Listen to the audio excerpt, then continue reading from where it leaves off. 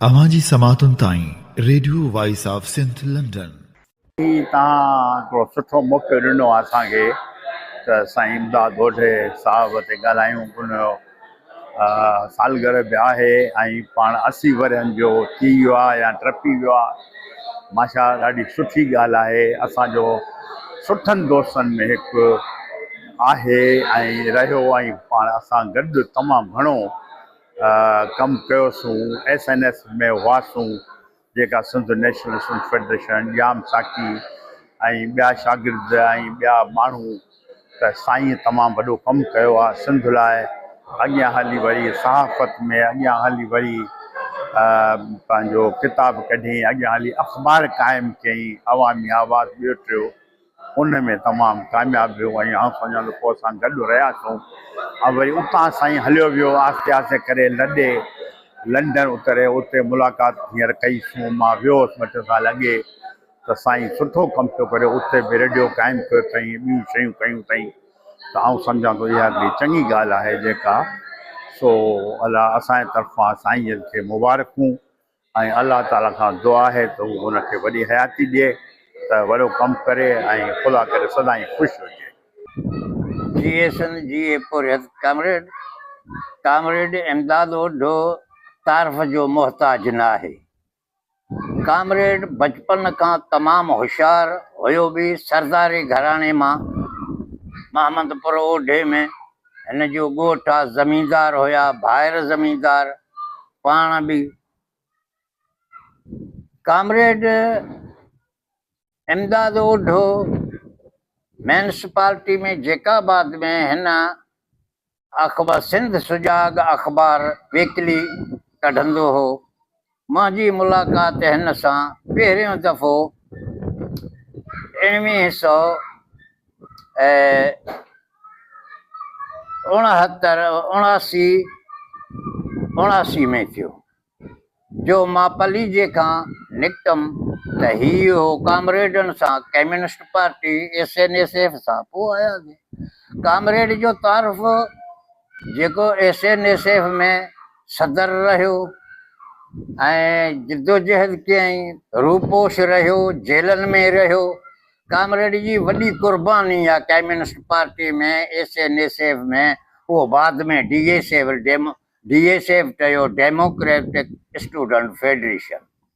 इहे सभु जेके काविशूं इमदाद ओढो जेके बि काफ़ी दोस्त हुया उन दौर में, नज़ीर अब्बासी हो, ॿिया जेके बि दोस्त हुया, काफ़ी दोस्त, जंहिंमें मीर थेबो जंहिंखे चऊं, काफ़ी दोस्त हुया जेके SNSF में हुआ, कम्युनिस्ट पार्टी में हुया। कामरेड अख़बार कढी कराची में अवामी आवाज़ सहाफ़त में। मां बि साल 2 साल ख़ुदि जेकाबाद में सिंध सुजाग अख़बार में कमु कयो ऐं उन जी मां कार्ड वरिती। ऐं तुंहिंजो इहो जेको मदद अली सिंधी जो सिंध अख़बार हो, उन में उन जो बि मां नुमाइंदो थी रहियो आहियां इमदाद जे थ्रू। कार्ड ॿारड मूंखे इमदाद ई वठी ॾिना। इहो जेको सो असांजो तमामु बहितरीनु। मां 79 में इमदाद जे थ्रू कम्युनिस्ट पार्टी में ऐलान कयो, सिंध हारी कमेटी में ऐलान कयो। जॾहिं अवामी तहरीक खां निकितो हुउमि त मां इन जे हूंदे बि ऑफिस सिंध सुजाग ऑफिस जेकाबाद में, उते मूं ऐलान कयो इमदाद ओढे जे ऑफिस में, सिंध हारी कमेटी ऐं कम्युनिस्ट पार्टी ऑफ पाकिस्तान में। अॼु तलक ताईं आउं त उते ई बीठो आहियां। बहरहाल काफ़ी इख़्तिलाफ़, काफ़ी दोस्त हुया जेके मूं अॻु में बि तव्हांखे गुज़ारिश कई। सॼो मुंहिंजो हुन किताबनि में बि आहे, हिन में बि थोरो घणो आहे।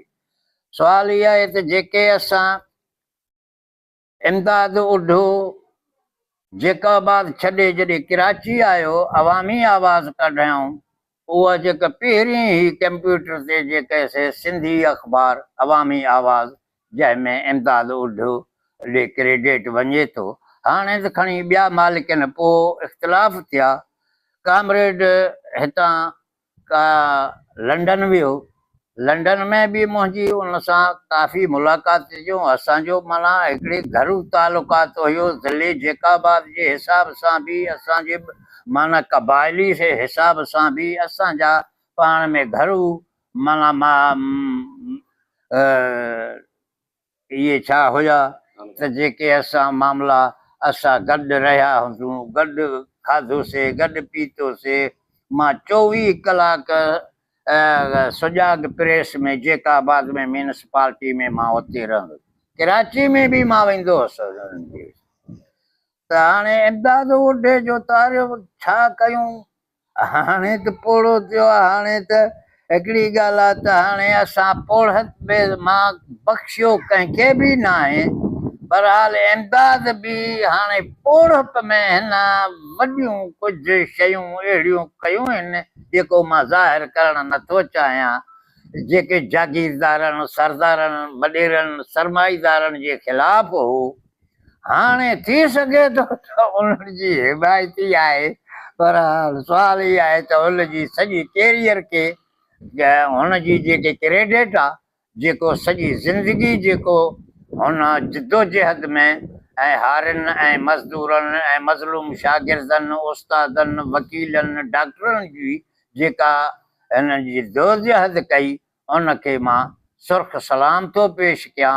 ऐं पोइ बि लंडन में वञी वेही करे जेको ही रेडियो जेको उतां जेको कढणु ऐं जेके सिंध जी नुमाइंदगी करणु, बहरहाल सिंध जी नुमाइंदगी बि अहिड़े नमूने सां मुंहिंजी अर्ज़ु आहे करे त जंहिंमें जेके बि धुर थी न करे, हे धुर थी न करे, इहो मुंहिंजो आहे। असीं पुराणे साथी आहे, असांजो जेकॾहिं पंहिंजी क्रेडिट बचाइण धुर थी कंहिंजो न करे, बाक़ी मसइला सिंध जा खणे दरिया जा हुजनि, क़ौमी मसइला हुजनि, ऐं हारियुनि जा मसइला हुजनि, मज़दूरनि जा मसइला हुजनि, बाक़ी हाणे वॾेरनि वारा मसइला न खणे ऐं जागीरदारनि वारा मसइला न खणे, जागीरदारनि जे ख़िलाफ़ लिखंदो अचे ऐं धंधो इहो करे त इमदाद ओढे खे मां सुर्ख सलाम पेश कयां थो, उन जी जिदोजहद खे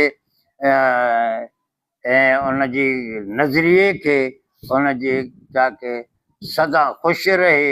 अञा बि जेको सो ही 80 सालगिरह आहे, 80 मुंहिंजो बि पंहिंजो बि हाणे 80 मुंहिंजो 4 ते आहे, 6 ते 6 डिसंबर ते बि मुंहिंजो बि आहे, हिन जो शायदि 10 ते आहे। बाक़ी सुवाल इहो आहे त हाणे इहे जेके बि शयूं आहिनि, इमदाद खे सुर्ख सलाम, इन जी जिदोजहद के, इन जी बहादुरी खे सुर्ख सलाम।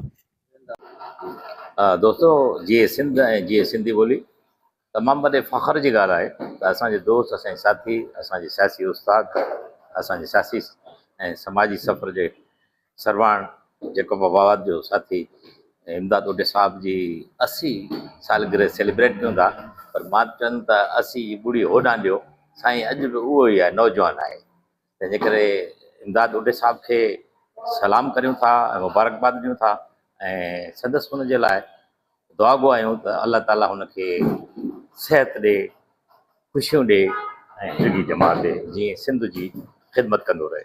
ऐं हुनजो वॉइस ऑफ सिंध लंडन ऐं उनखां सवाइ अवामी आवाज़ ऐं पुराणो जेको सिंध सुजागी रिसालो हूंदो हो जैकबाबाद में, हुन में असां बि लिखियोसीं ॿाहिराणी वही में।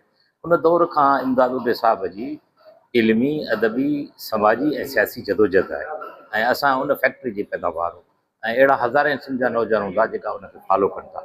तो असां उनजी सलामती चाहियूं था ऐं उमेदु करियूं था त रेडियो जे ज़रिए ऐं मीडिया ज़रिए उहो सिंध जी सरवाणी कंदो लंडन में वेठे, ऐं सिंध मुतमनी आहे हुनजी ख़िदमतुनि जी, ऐं सिंध हुनखे सलाम करे। महिरबानी जी। इमदाद ओढो साहिबु मुंहिंजो उस्ताद एडिटर रहियो आहे ऐं मां हुनजी निगरानीअ में कमु कयो आहे।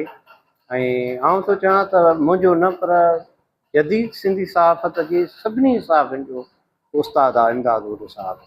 ऐं जॾहिं ही सिंध छॾे हाणे परॾेह वियो आहे त बि हिन सिंध सां नातो नाहे टोड़ियो, हिन सिंध सां प्यार ऐं मुहबत जो सिलसिलो जारी रखियो आहे। ऐं हिन जो आवाज़ु, हिन जी ख़ुशबू सिंध जे कुंड कुड़छ में हर जलसे में एॾी बेपनाह, जीअं अवामी आवाज़ में माण्हुनि खे कवरेज ॾींदो, ईअं हुन पंहिंजे चैनल ते सुहिणे अंदाज़ सुहिणे नमूने सां दोस्तनि खे कवरेज ॾिए थो। उहो सिंध सां प्यार ऐं मुहबत जो इज़हार आहे। साईं इमदाद ओढे साहिब जी सालगिरह आहे।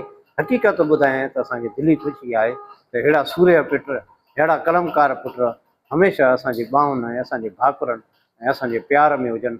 सिंध अहिड़े अज़ीम इंसान खे सलाम कंदी ऐं प्यार कंदी रहंदी। Radio voice of Sindh London Sain Imdad मोडो साहब खे लख खराज पेश कयूं था जो सॼे सिंध जी जेका दुख दर्द, जेके तकलीफ़ूं पीड़ाऊं आहिनि, मीडिया सोशल जा जेके बि टूल्स आहिनि हू पंहिंजा सरोकार इस्तेमालु करे थो। असां हिन सालगिरह जे मौक़े ते साईं खे मुबारकबाद बि पेश कयूं था ऐं अॻिते मज़ीद वधाइण जे लाइ असां उमेद आहियूं त अञा बि जेके मज़ीद जेके थियनि था त जलसा या मरकज़ी जेके ख़्याल पेश कनि था, उन्हनि खे बि अञा मज़ीद जेको आहे रिकॉर्ड कयो वञे। छो त सिंध जी अॼु 100 साला तारीख़ जे ग़ुलाम अहमद बुरगड़ी जे महफ़िल ते असां त बीठा आहियूं। अॼु उन जी जेका 100 साला 150 साल तक़रीबन खे मल्हाइण जे लाइ असांखे इन खे रुॻो पढ़ाईंदा हुआ उन ज़माने में, हाणे उनजी असांखे ख़बर न आहे। अॼु इन जे तवसुस सां अॼु हिते असांखां रिकॉर्ड बंदि कयो थो वञे ऐं अहिड़ा माण्हू जेके उन्हनि खे उजागर कयो वेंदो, जेके सिंध खां ॿाहिरि माण्हू वेठा आहिनि, बैनुल अक़वामी माण्हू वेठा आहिनि, उते इहे ॿुधंदा, ॾिसंदा, इन ते अमल कंदा ऐं उन्हनि खे ख़बर पवंदी आहे त असांजा सिंध जो माण्हू सिंध सां केतिरी मोहबत करे थो, केतिरो दरिया सां मोहबत करे थो, इन पंहिंजी मिटीअ सां केतिरो मोहबत करे थो। पर एग्रीकल्चर जा जेके हारी नारी आहिनि, उन्हनि सां उन्हनि जी केतिरी ख़िदमत पेश कई आहे, असांखे ॾाढी ख़ुशी थी थिए ॿुधी ऐं असां उनखे खराज तास पेश कंदा।